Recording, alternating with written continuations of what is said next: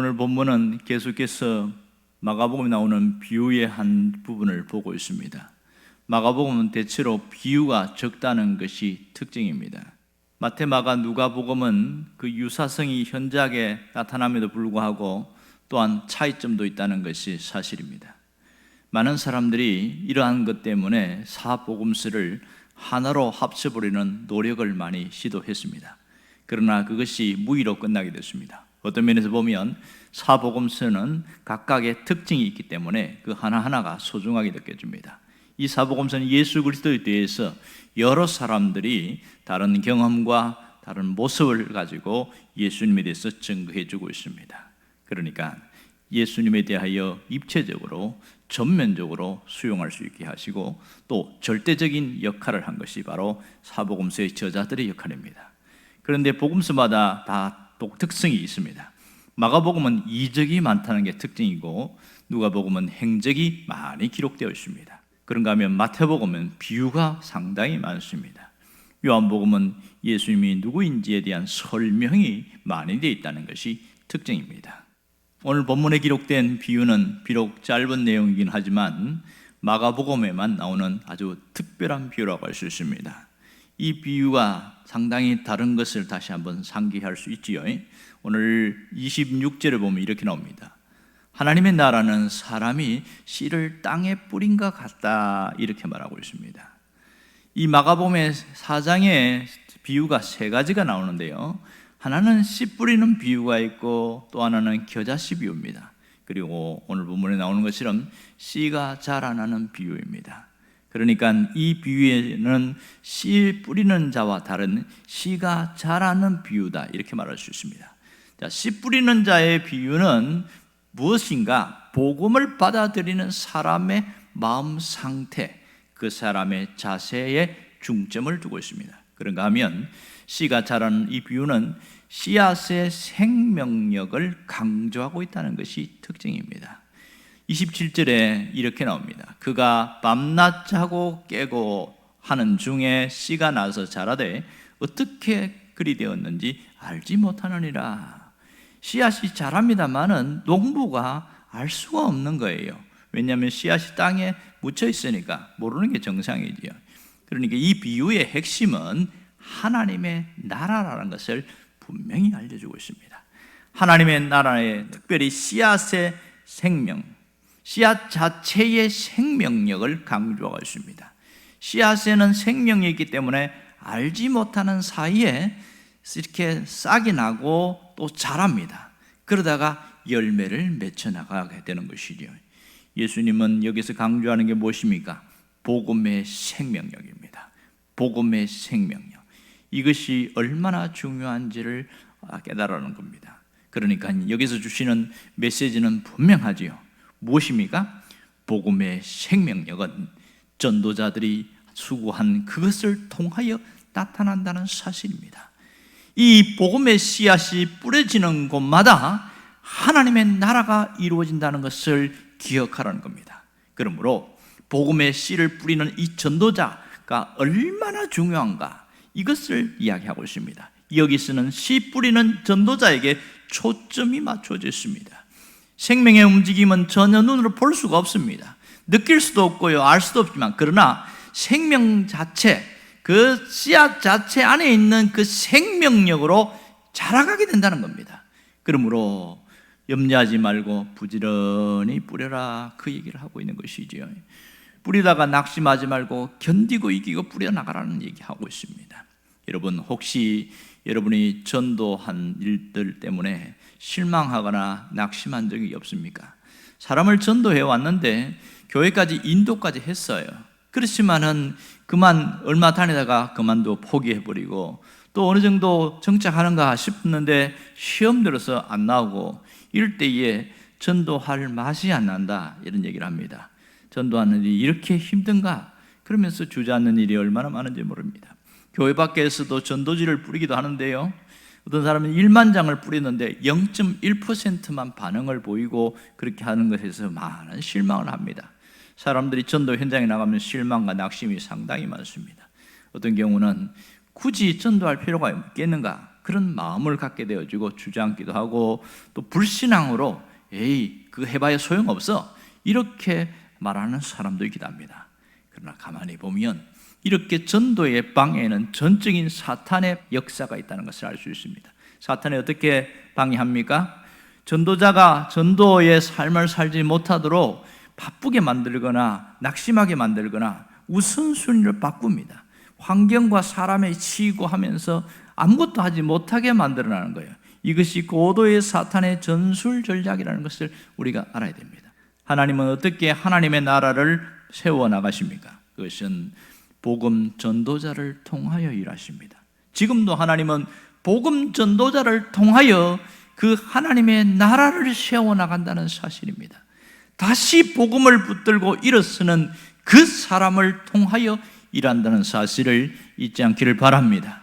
하나님은 이 전도자의 삶을 마음에 품고 그림을 그리고 그렇게 살아가는 그를 통하여 열매를 맺어 나간다는 것을 분명히 기억할 수 있기를 원합니다. 어떻게 하면 되지요? 복음에는 놀라운 생명력이 있다는 것을 기억하고 살아야 되죠. 씨가 심기면 성장은 하나님이 하신다는 겁니다. 사람이 하는 게 아니에요.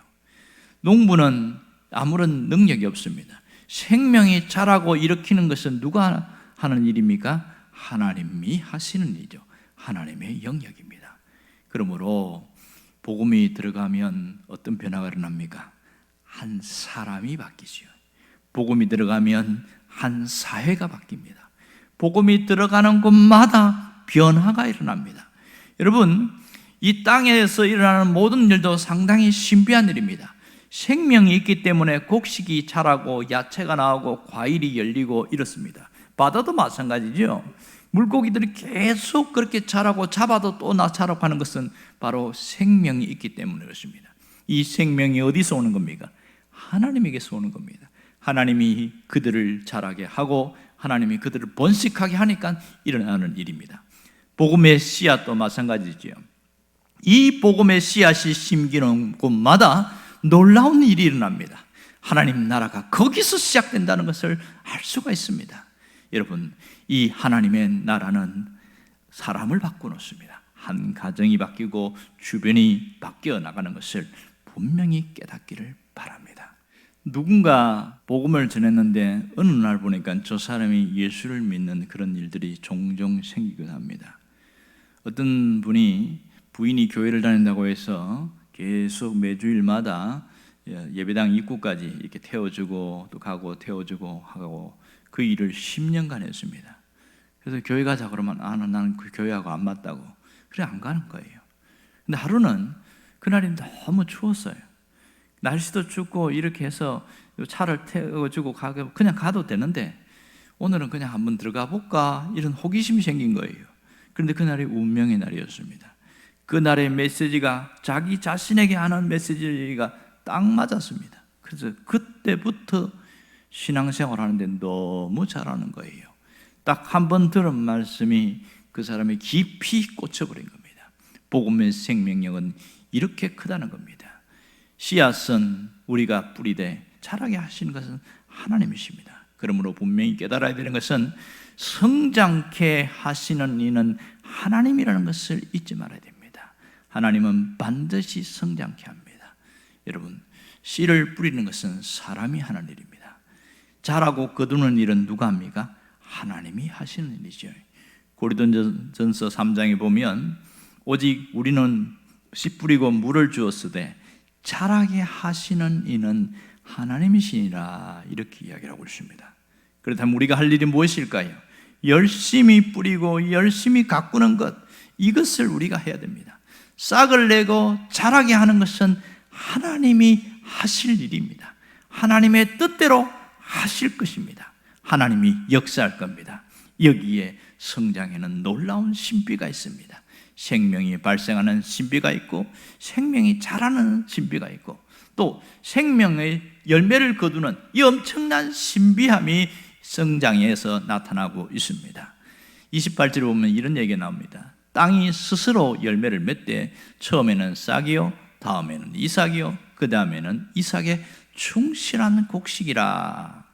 나 자신이나 다른 사람 볼 때 사람이 바뀌지 않는다. 그래서 실망할 때가 굉장히 많습니다. 나도 그렇고 다른 사람도 그렇고 어떻게 예수를 믿는데도 아직도 저 모양이냐. 그런 것 때문에 마음이 힘들고 답답할 때가 참 많거든요. 입버릇이 여전히 변하지 않지요. 마음의 씀씀이도 달라지지 않지요.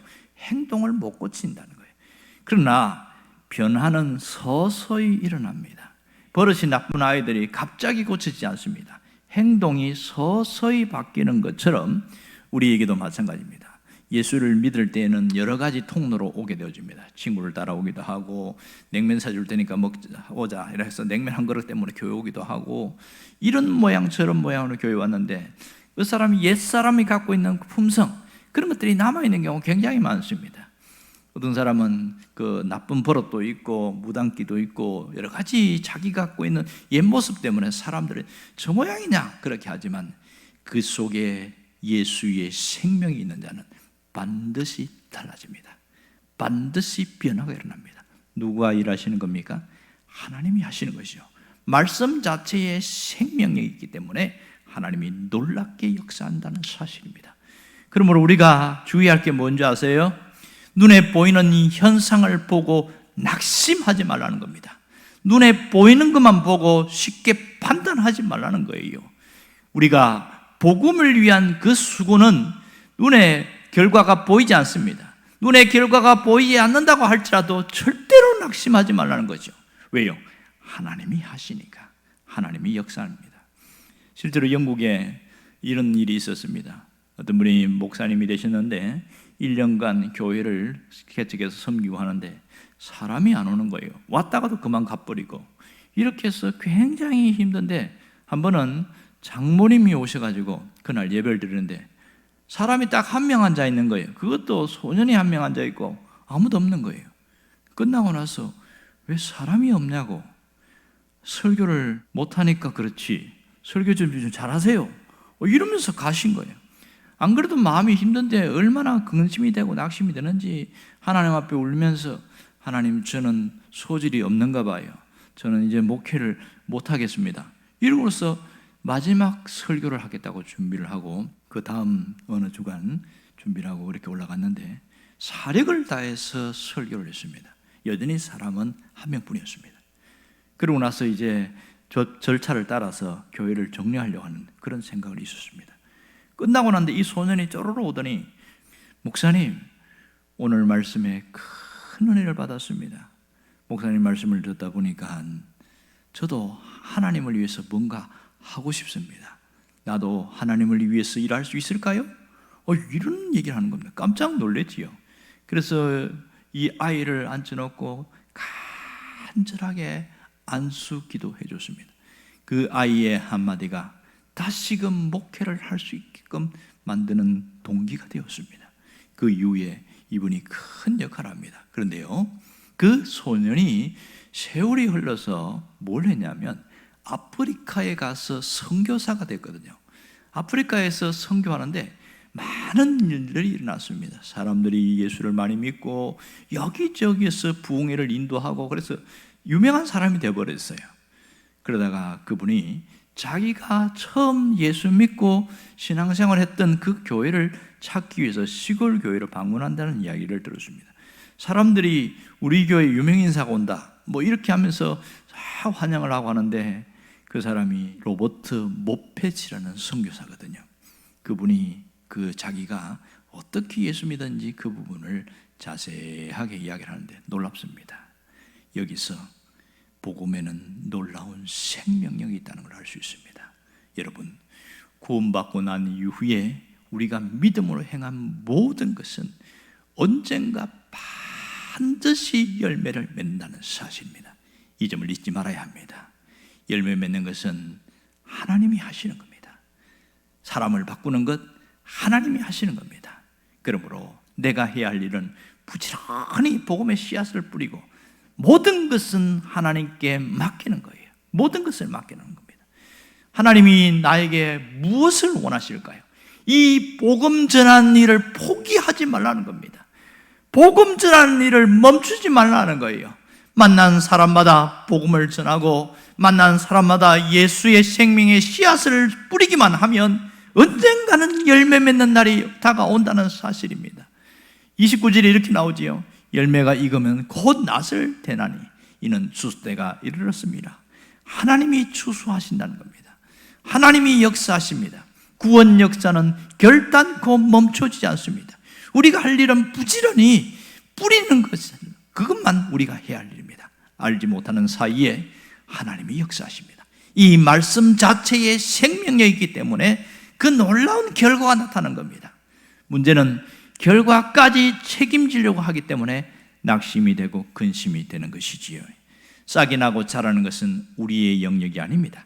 하나님이 하실 일입니다. 전적으로 하나님이 일하실 영역인 것을 잊지 않기를 원합니다. 우리가 오늘 이런 결단하면 좋겠습니다. 주여, 내가 이 생명 다하는 그날까지 복음을 전하는 일을 끝까지 감당하겠습니다. 그 사람이 되기를 간절히 바랍니다. 기도하겠습니다.